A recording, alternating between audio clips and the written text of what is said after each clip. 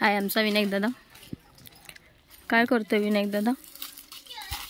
साहेब काय करतोय? कुंपण घालते. हे आपलं नारळाचं झाड, त्याला आलेले आहेत नारळ, बघू शकता तुम्ही ते. हा एक टोपीवाला बुवा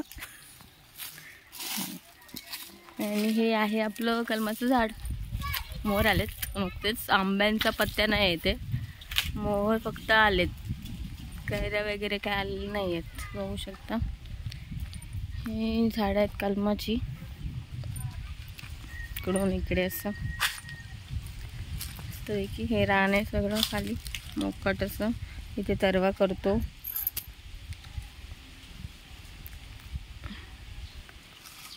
खूपसं हिरवं मग इकडे सगळी झाडच आहेत.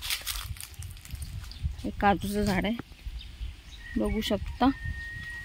काजू आलेले आहेत भरपूर, काजू भरपूर आलेले आहेत, पण आंब्यांना फक्त मोहर आलेत. कैऱ्या पण दिसत नाही आहेत.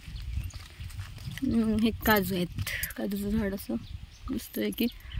हे आंब्याचे झाड आहेत. तिकडे फणस आहे, फणसाला फणस आलेले आहेत.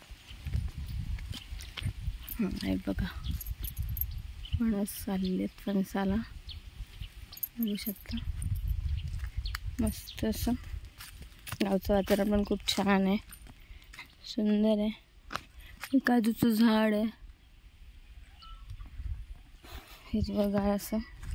हे काजू पडलेले आहेत, इथे कोण खात नाही, सगळं असंच पडून जातं. फक्त बिया उचलायच्या आणि घेऊन जायच्या, बिया भाजायच्या मस्त की चुलीमध्ये आणि खायच्या.